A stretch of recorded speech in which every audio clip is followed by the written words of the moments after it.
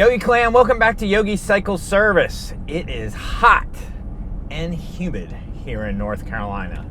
And that could probably only mean one thing: afternoon storms. And afternoon storms magically seem to come at the time you want to ride home from work. So, since it's that time of year, let's talk about some rain gear. And I brought some with me today.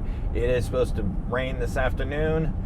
Pretty much every day this week we were supposed to get some rain in Charlotte, and sometimes it's come and sometimes it's not. And honestly, I don't really wear rain gear anymore, and I'll tell you why. So let me go park this truck so we can look at some products that we're going to review while y'all watch the intro. We'll be right back.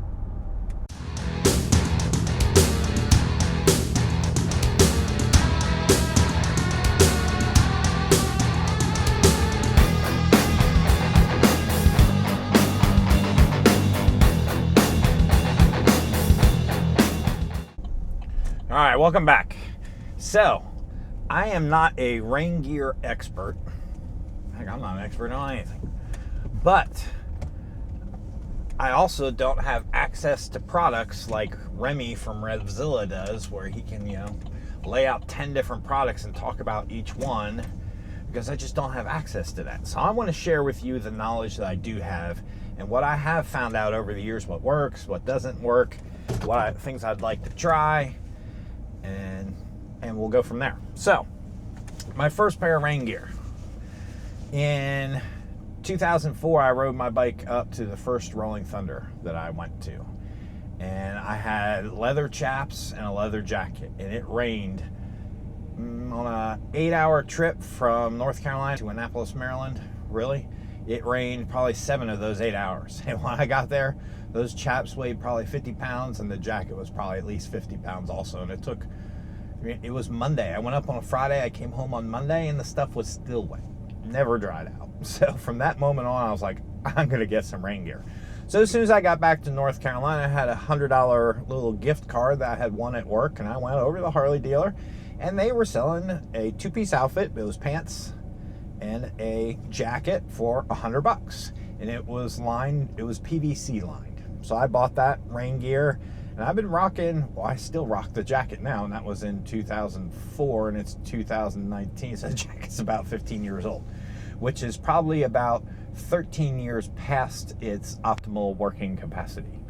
Most rain gear I have found that is $100 or less, you'll get 2 or 3 seasons out of it before they start cracking and leaking. Because PVC is just that. It's plastic, so it will crack and leak. So let's dive into here and let's look at what I carry here. First thing I carry is a black trash bag. This is a 6mm poly trash bag. It is technically an asbestos bag. See? Asbestos. Warning. There is no asbestos in it though. But it's what we use for work, so that works really awesome because it's really hard to tear it. So any luggage that I carry, it goes in there.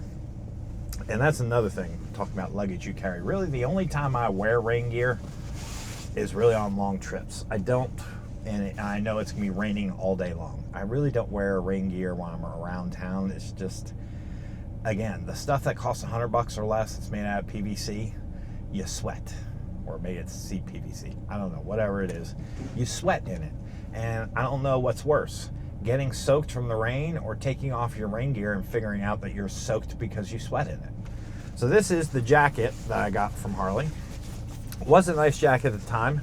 It's a little bit warm, a little bit worn, but if you look at the inside of it, it's kind of like one of those yellow parka looking jackets that you had as a kid, or those yellow ones with the little white snaps on them, little rain suits.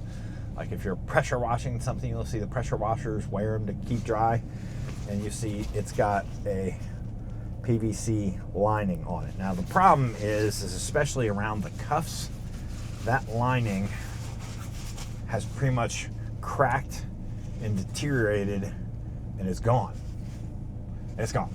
So when it rains, I get soaked on my arms. There's not really much.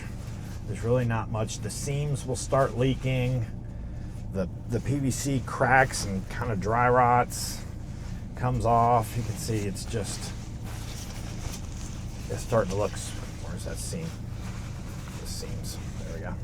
It's just starting to look spent. It still works, but let's face it, there is really no rain gear that will keep you 100% dry in heavy rain. Really, this stuff is meant from light rain to medium rain. If it's downpouring, there's nothing that's going to keep you dry, because it's going to hit your face and run down your neck. You know, the neck is a big point where the rain can get in, and there's really nothing that will stop that, unless you just cinch it so tight to your neck that you can't breathe that way. But it's going to come down your neck. So a CPVC or a PVC suit is one style of suit. A second style of suit, this you can buy as a two-piece, or you can buy them individually. This is Frogg Toggs. See here, Frogg Toggs. This, I don't know what the heck this is made of, but let's look at the material. See if I can show you that. The material, it's kind of like a weave pattern on the inside. There's not PVC on the inside. It's just kind of, it's hard to describe. I don't know what it is. Let's see if there's a label. It too, the seams are like the other one. They do have reinforced seams on them for water infiltration. I don't see a label. This is actually, these were bought from Cycle Gear. It is the built variety of Frogg Toggs. These pants are about $27. They do have snaps in the pockets where you can reach your hands in. Most rain suits have that. This, honestly, I like this. I like the Frogg Toggs. They do breathe. You don't sweat in them like you do in a PVC suit. They are nowhere near as hot. The problem with these is that, especially the pants, there's no heat shield on the inner leg. So you've seen these before, but the problem with these are no heat shield on the inner leg. So they melt like that. So although you'll be fine in the jacket, because you're probably not going to melt the jacket, the pants, the second they come near an exhaust, they're just going to melt. They're going to melt away. So I still wear these, even though I got a big hole in the calf. Hopefully not a whole lot of rains can come in through my calf, but whatever. The Frogg Toggs work pretty good. I do like them. About 30 bucks for the pants, 30 bucks or so for the jacket. You do really need to get the motorcycle kind, because it'll be form-fitting. Like the Harley suit that I had. The Harley suit had Velcro, where you can take the ankles and put one flap over and take the other flap and cinch it up with Velcro. The Frogg Toggs have a zipper on them with an elastic waistband at the ankle to cinch it up around your ankle. That I do like that. If you buy just regular Frogg Toggs, they don't have that. That's just a straight leg, kind of like your jeans. So there's no way to cinch it up at the bottom. They wind up flapping a lot, and it's going to hit your exhaust and melt. So you really need to get the Frogg Toggs that are designed for riding motorcycles to ride with motorcycles. And then the tops of the jackets has a zipper, just like this Harley one does. Now the third alternative, and both of these options will keep you at $100 or less. So everything under $100, like I said before, is only going to last you 2 or 3 seasons, properly last you. After that, it starts breaking down and just not working very well anymore. The best option out there is something that's a jacket that's Gore-Tex lined.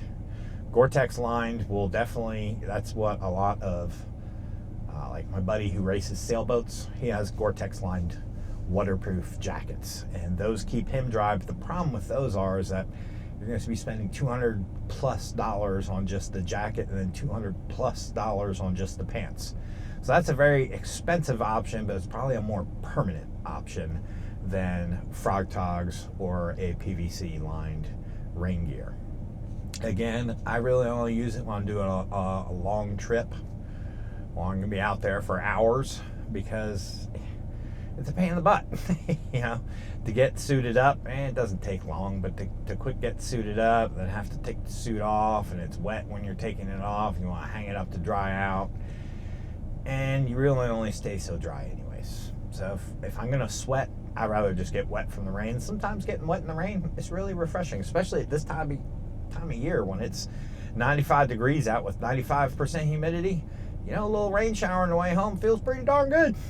So I you know, like I said, I don't put it on for around town riding. I only put it on for distance.